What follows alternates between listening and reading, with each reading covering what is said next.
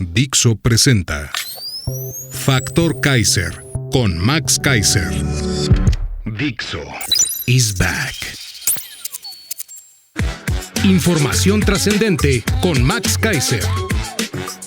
Factor de cambio. Factor Kaiser.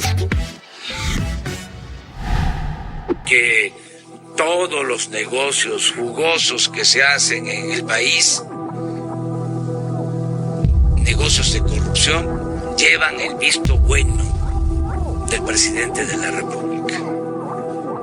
Para que esto quede claro, no es que no lo sabía el señor presidente, pues que el señor presidente tiene buenas intenciones, pero lo engañan, lo traicionan, no le ayudan. Mentira. El presidente de México tiene toda la información que se necesita. Las tranzas más grandes son las que se hacían desde arriba. Entre más elevada la autoridad, más corrupción. Ese era el problema. Nada de que el presidente no sabía, no se enteraba, lo engañaban. Eso es falso. El presidente de México está informado de todo lo que sucede. Y las tranzas grandes que se llevaban a cabo y que se pudiesen realizar si nosotros no cumpliéramos con nuestro compromiso de gobernar con honestidad, todas esas tranzas llevan el visto bueno del presidente. Aunque no firme, él autoriza, él tolera, él permite. 2 días después, López acepta que sí hubo contratos millonarios para los amiguitos de Andy. En el colmo del cinismo, este jueves, López aceptó que sí existían esos contratos, pero que sus hijos no eran corruptos, dijo. No importa que Loreto y su equipo hubieran probado, con documentos oficiales, que se trataba de una red de amigos cercanos de Andy, con empresas hechizas relacionadas entre sí, que simulaban competencia y obtuvieron contratos de manera directa. Tuvo el descaro de minimizar el monto y asegurar que sus hijos nada tenían que ver. Guarden esta declaración, porque ayer en su programa, Loret dijo que solo era la punta del iceberg. La banda de los López. Gracias a una investigación de Mexicanos contra la Corrupción y la Impunidad publicada esta semana, nos enteramos de más tranzas, más contratos a modo y más pruebas de relaciones entre los amigos de Andy López, que formaron una red de tráfico de influencias para hacerse millonarios a costa del gobierno. Esto es la pista más clara que nos permite saber hoy que varios empresarios beneficiados ilegalmente por el obradorato deben tener ya listos esos sobres amarillos llenos de cash para financiar las campañas de Morena, a cambio de los beneficios ilegales que ya recibieron. Es el mecanismo de la corrupción del que les he platicado aquí, del cual, al parecer, los Juniors López son la pieza fundamental. Morena se roba donativos otra vez. En una creativa investigación periodística de Pamela Cerdeira, se demostró que los donativos recolectados por el gobierno de la Ciudad de México para los damnificados del sismo de Turquía no llegaron a Estambul, sino a mercados y casas de campaña de Morena. Pero no es la primera vez que le roban a los damnificados y a quienes aportan algo a una buena causa.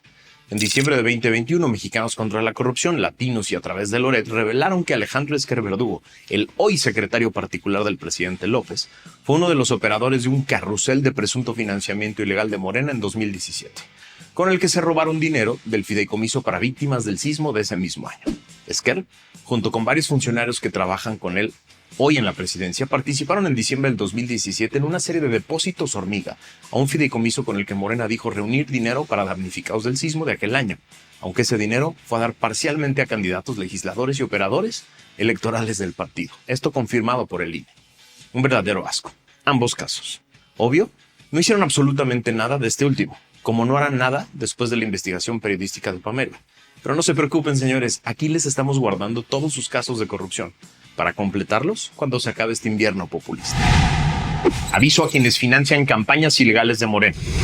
A todos los empresarios y diferentes tipos de donadores, en efectivo o en especie, de las campañas ilegales de Morena, es importante que sepan que ustedes también están cometiendo un delito grave al financiar campañas ilegales de manera oscura y fuera de los tiempos establecidos. Lo mismo para todos aquellos funcionarios públicos que están prestándose al desvío ilegal de recursos. Sepan de una vez que están cometiendo un delito grave tipificado en el capítulo de corrupción del Código Penal Federal. Quizá tengan la certeza de que quienes están recibiendo hoy los recursos les ofrecen impunidad, pero hay dos problemas. Aún no ganan ni siquiera la candidatura interna a las personas a las que están financiando y seremos implacables con la investigación y exposición de todos estos delitos. Avisados están. La empresa de la Casa Gris del Junior López es la consentida de Pemex. Gracias a una nota del portal MX nos enteramos de que, sin importar la polémica por la renta de una casa en Houston, a José Ramón López Beltrán, hijo del presidente, y a su esposa, por parte de un ex ejecutivo de la firma Baker Hughes, el convenio original firmado en el sexenio de Enrique Peña Nieto continuó modificándose hasta llegar a $870 millones desde los 356 millones originales, según documentos en poder de ese portal. Es decir, Pemex aumentó el contrato de Baker Hughes de servicios integrados para la perforación y reparación de pozos en aguas someras en 144%. 9 convenios modificatorios entre 2020 y 2022. Es decir, los convenios modificatorios se dieron después de que el Junior gozara de los lujos proveídos por la empresa en una casa de Houston. En los últimos 8 años, Baker Hughes de México no había recibido tanto dinero de Pemex como en lo que va del gobierno de López. En 2019, 2020 y 2021, Pemex Exploración y Producción realizó depósitos por $19,000 millones a la compañía transnacional, mientras que en los últimos 3 años del gobierno de Peña Nieto solo entregó $10,000 millones.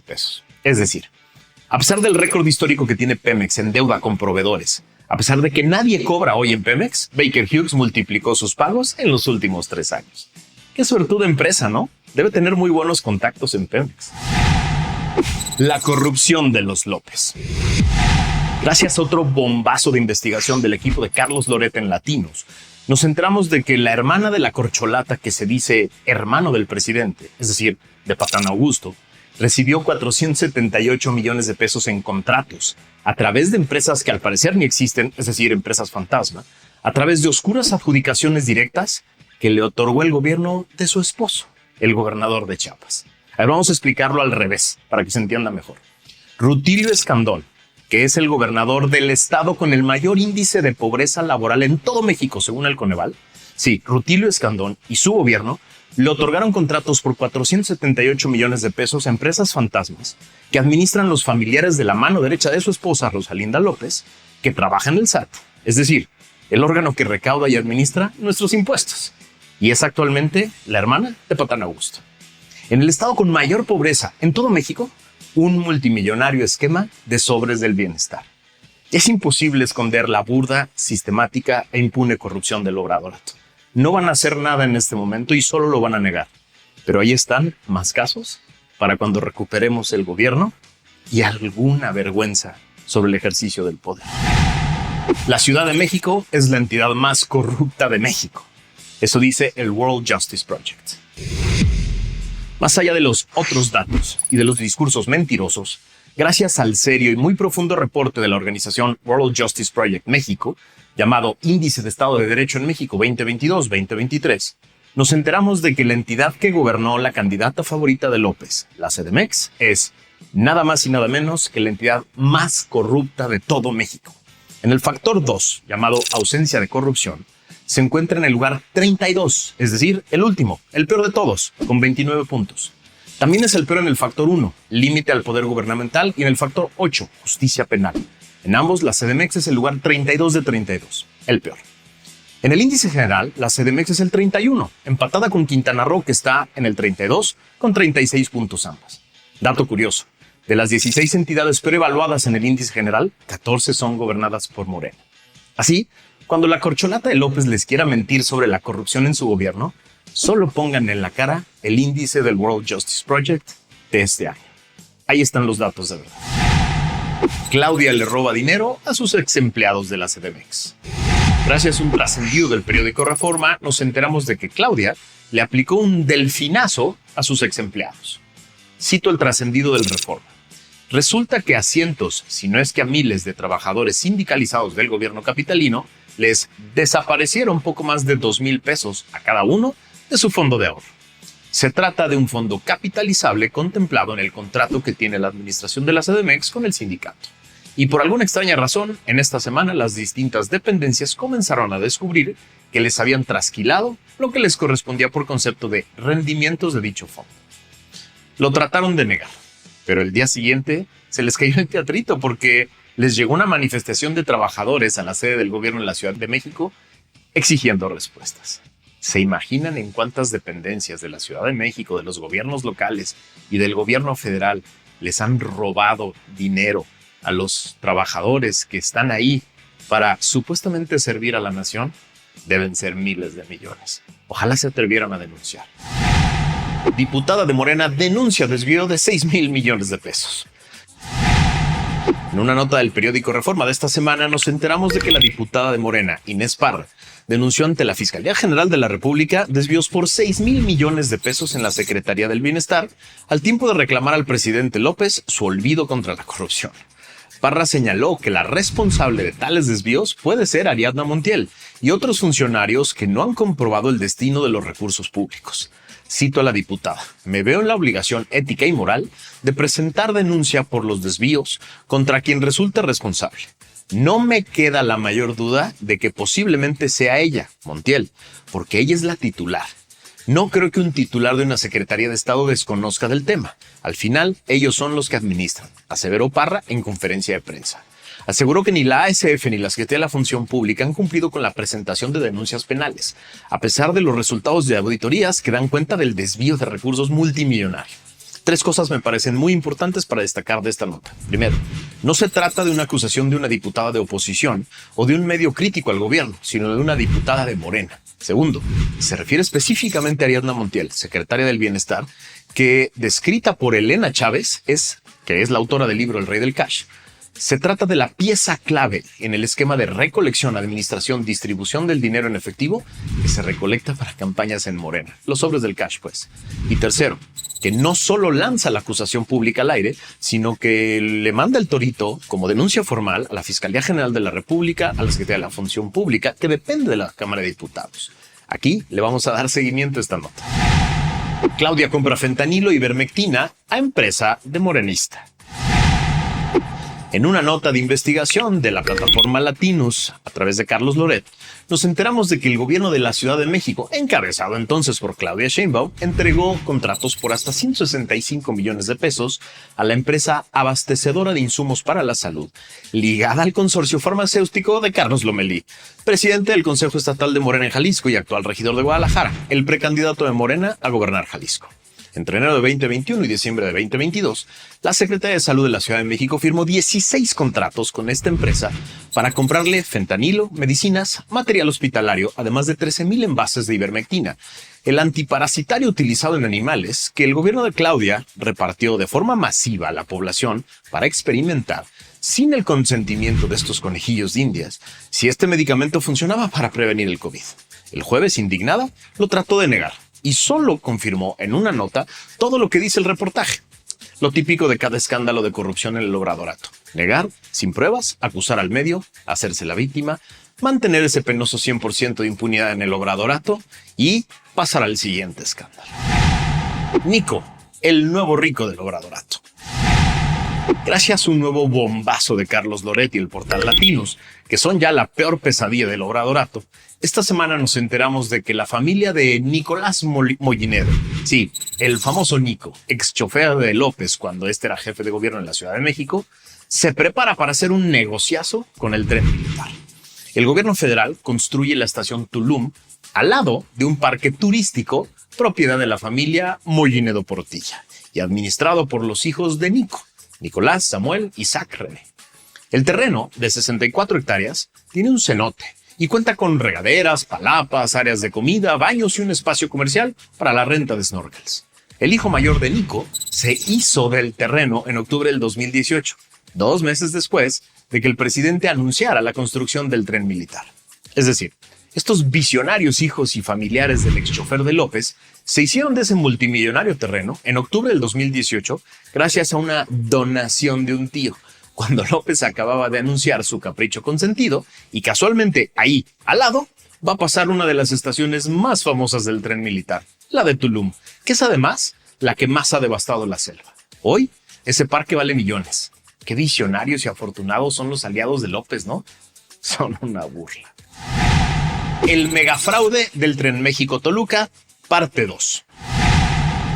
Mucho enojo causó el episodio 108 sobre el desfalco multimillonario que está provocando el inacabado Tren México-Toluca.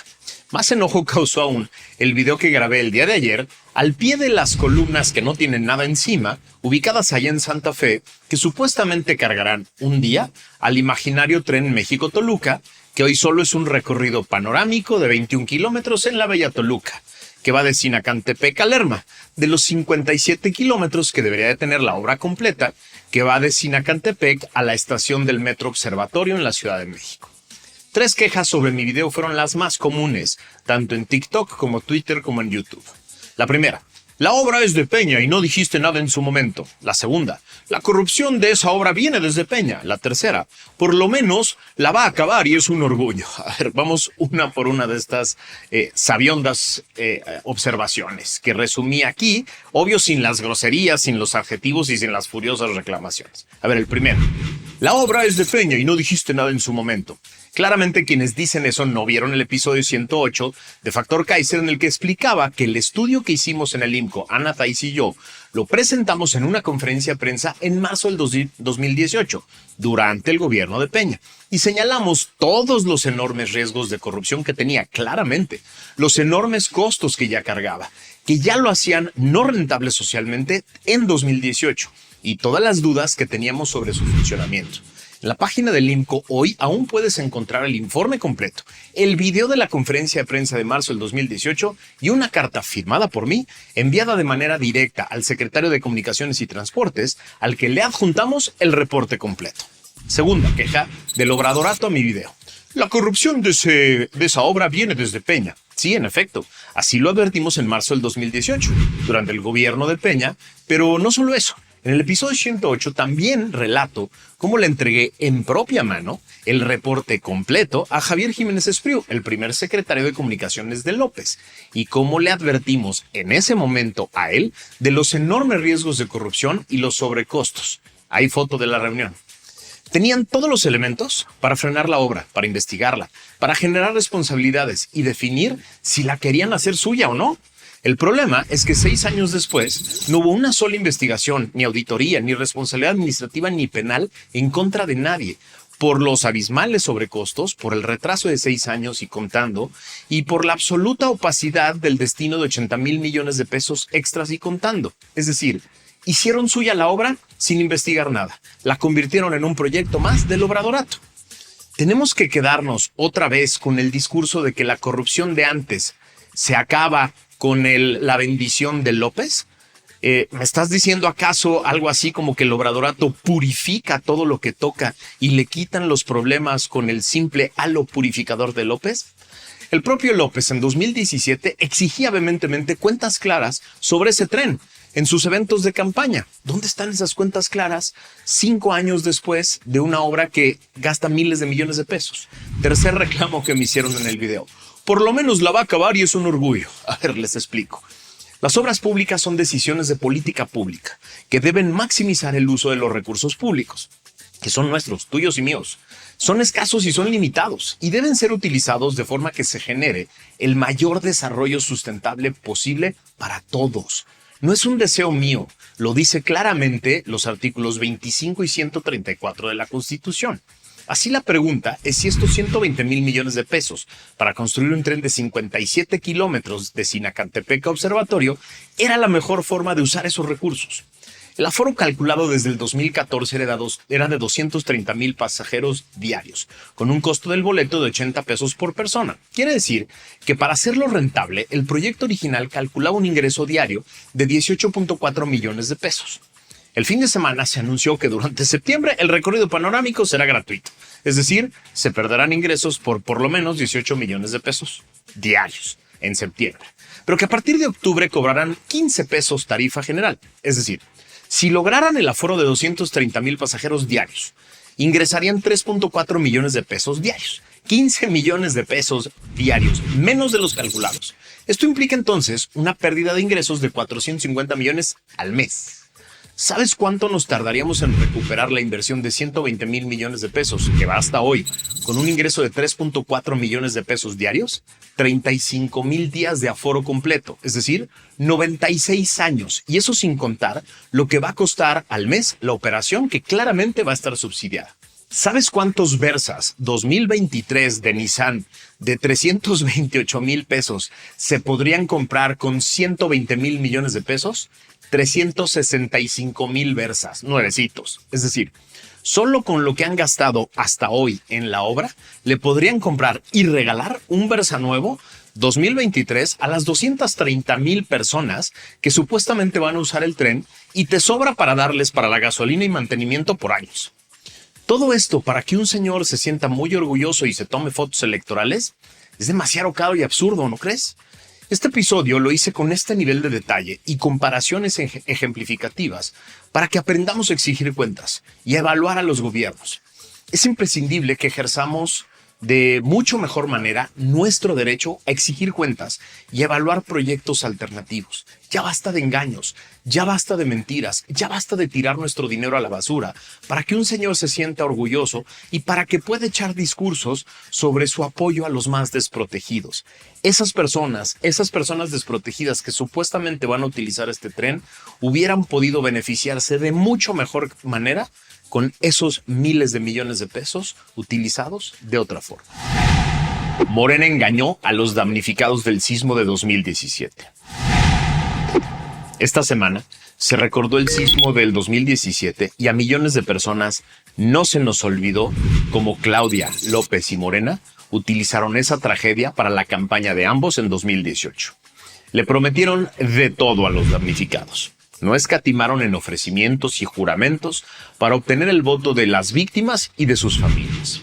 En una nota de Animal Político de esta semana, nos enteramos de que 6 años después de este sismo de 7.1 grados, que sucedió el 19 de septiembre del 2017, el 32% de los damnificados de la Ciudad de México, que forman parte del censo elaborado por las propias autoridades para programas de apoyo, continúan sin volver a sus viviendas, ya que éstas se encuentran o en obra o en muchos casos ni siquiera ha comenzado la reconstrucción. De acuerdo con los datos de la Comisión para la Reconstrucción de la Ciudad de México, actualmente hay 5,250 viviendas y edificios de departamentos que se encuentran en reconstrucción y en rehabilitación, como por ejemplo el caso de Alfonso Reyes 188. Los vecinos de este lugar, entrevistados por Animal Político, coinciden en que solo la organización de los damnificados en colectivos ha sido clave para que las personas afectadas sean escuchadas de alguna manera por las autoridades y se tenga el compromiso de que contarán con un espacio de vivienda. Es decir, solo por la presión permanente se ha cumplido apenas con 2/3 partes de los compromisos. Pero ahí viene otra vez la época electoral y es momento de recibir un castigo a través del voto. Es momento de ajustar cuentas y ustedes, víctimas y sus familias, tienen la posibilidad de castigar a los que prometieron y no cumplieron con su voto. Claudia espía a opositores a través de Godoy. La Fiscalía General de Justicia de la Ciudad de México vigiló a políticos opositores y funcionarios de Morena a través de registros telefónicos que solicitó a la empresa Telcel, de acuerdo con un reportaje de The New York Times. Este 9 de noviembre, el medio estadounidense informó que, a través de expedientes judiciales, se puede constatar que la Fiscalía Capitalina pidió a la empresa Telcel los registros telefónicos y de mensajes de texto, así como datos de localización de más de una decena de funcionarios y políticos, tanto opositores como de Morena. Entre los personajes que fueron espiados destaca Santiago Taboada, alcalde panista de Benito Juárez, acosado por el gobierno de Claudia desde el inicio de su gestión. Medios de comunicación cometieron el error de encabezar su nota con el titular «Godoy espía opositores». No, Godoy es una simple empleada de Claudia. Las notas deberían decir «Claudia espía opositores violando la ley a través de su fiscal». Esta nota destruye por completo cualquier legitimidad de investigaciones que las señoras Godoy y Sheinbaum hubieran hecho sobre sus opositores políticos. ¿Es esto lo que ofrece Claudia para su futura presidencia? ¿Manipular la justicia y acosar y espiar opositores a través de trampas ilegales?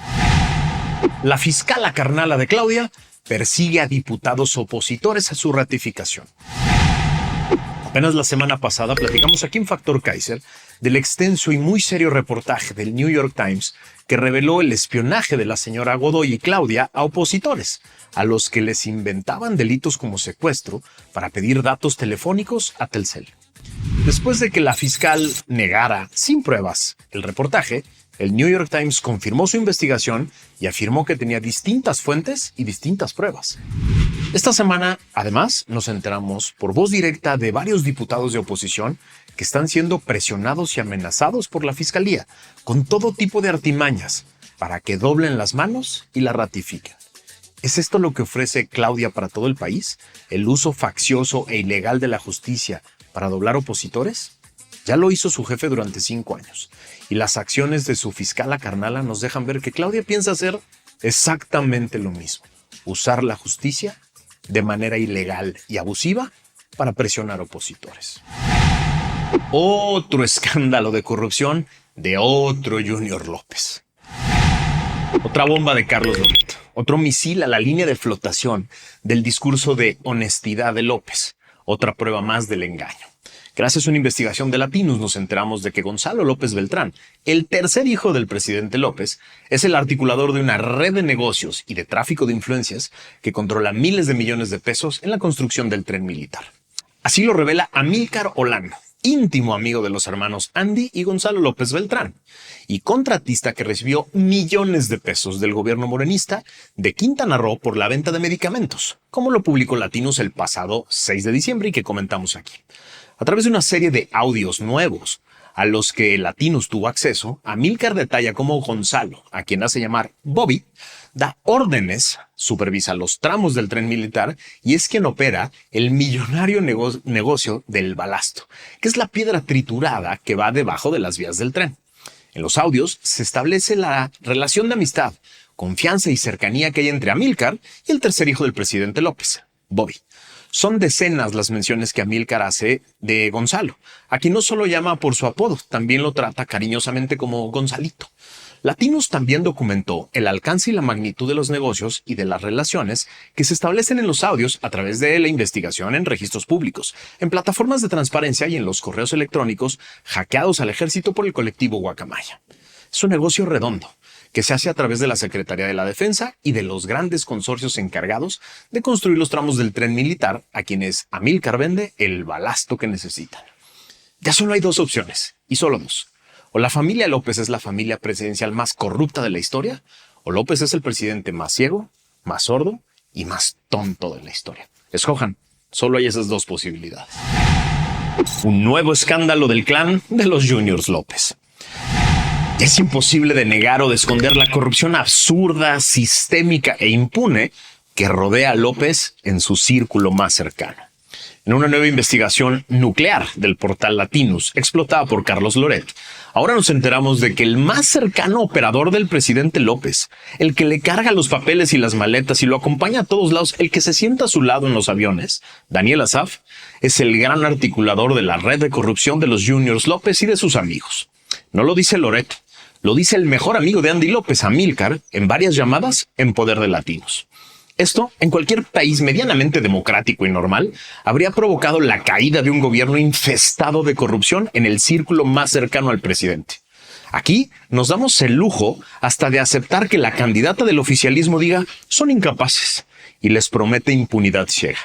El 2 de junio tú decides, ¿impunidad o la oportunidad de investigar esta cloaca maloliente que es el obradorato? Tú decides. Campaña de López del 2006 financiada por el narco, dice la DEA. La nota bomba del año, y quizá una de las más escandalosas de todo el sexenio, surge del prestigiado medio ProPublica y de la pluma de Tim Golden, periodista ganador del premio Pulitzer, el más alto honor del periodismo mundial.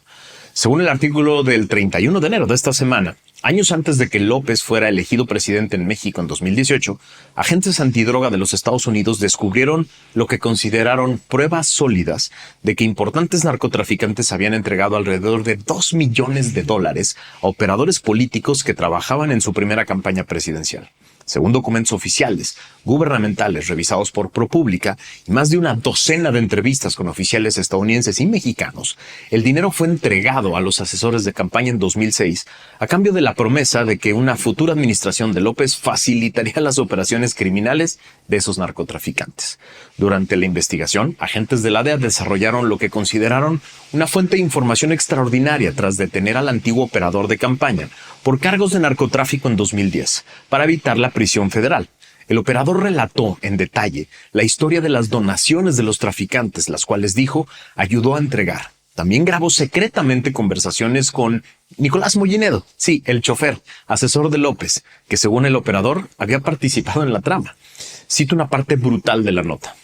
Desde que asumió su mandato en diciembre del 2018, López Obrador ha encabezado un notable repliegue de la lucha contra la droga. Su política, que ha resumido en su lema de campaña, abrazos no balazos, se ha concentrado en programas sociales para atacar las raíces de la criminalidad en vez de enfrentar a los criminales. Pero mientras las fuerzas policiales y militares en general han evitado enfrentamientos con los grupos más grandes de narcotraficantes, esas mafias han extendido su influencia a través de México. Según algunos cálculos, las pandillas criminales dominan más de una cuarta parte del territorio nacional, operan abiertamente, imponen su voluntad sobre los gobiernos locales y frecuentemente fuerzan a las autoridades estatales y federales a mantener su distancia. La violencia ha rondado niveles históricos, mientras las tramas de extorsión y otros negocios criminales de las bandas del narcotráfico se han metastatizado en cada etapa de la economía. Cierro esta brutal cita. Hay muy poco que agregar, salvo que esto apenas empieza. Nuevo mega escándalo de corrupción del Obradorato en medicinas. Gracias a una investigación de la organización Tojil, dirigida por las valientes abogadas Estefanía Medina y Adriana Grips, nos enteramos de que el actual jefe de administración del Instituto Politécnico Nacional, Javier Tapia Santoyo, y el coordinador de imagen institucional del mismo instituto, Marco Antonio Ramírez Urbina, están vinculados con una red de empresas irregulares y fantasmas que han recibido y triangulado más de 3.300 millones de pesos del erario provenientes de contratos del sector salud y de instancias como las Fuerzas Armadas a través de el Clan Biomédica. Lo que Tojil prueba ahora es que Biomédica forma parte de una red de 84 compañías que se conectan entre sí por socios, apoderados, administradores, domicilios fiscales, objetos sociales y transacciones financieras. De estas empresas, 9 son compañías ya declaradas como fantasmas por el propio SAT. 6 empresas no están ubicadas en sus domicilios y hay 2 inhabilitadas y 28 tienen operaciones directas con Biomédica. El modus operandi es muy sencillo. Según Tojil, Tapia, que antes de llegar al Instituto Politécnico era director de contrataciones del Hospital 20 de Noviembre del ISSSTE, asigna los contratos millonarios a la red de empresas que simulan competir y luego le hacen cuantiosos depósitos en sus cuentas. Otro burdo e inhumano caso de corrupción que apenas empieza a tronar. De entrada, podemos decir ya, aquí, en Factor Kaiser, que es una evidencia más de que este sexenio es el más corrupto e impune de la historia, pero también el más inhumano. Porque este caso ayuda a explicar una de las tragedias que hemos platicado constantemente aquí en Factor Kaiser, que es el inhumano desabasto de medicinas. Ahora vemos que no solo provocó el agravamiento de la salud y la muerte de miles de personas, también provocó el enriquecimiento ilícito de unos cuantos miserables que no tuvieron empacho en ganar unos pesos a costa de la vida de miles. Ese es el Obradorato que Claudia promete replicar. El nuevo escándalo de corrupción de los López. En otra bomba del periodista Carlos Loret, que asegura tener 40 horas de grabación como las que presentó, se reveló que Amílcar Olán, amigo íntimo de Andy López, el hijo del líder del clan de los López, se benefició con contratos por 300 millones de pesos de manera directa en solo 4 días con recursos federales del gobierno morenista de Quintana Roo para venderle medicinas. En la grabación que presentó Loret se escucha al empresario decirle a un interlocutor que va a hablar con el secretario de Finanzas del Estado para que no haya problemas con los pagos y que no lo vayan a molestar con auditorías e investigaciones. Así se las gastan los amigos del Junior, que se sienten protegidos por el halo protector del clan de los López. Lo que vamos a escuchar en esas 40 horas que faltan. ¡Qué asco!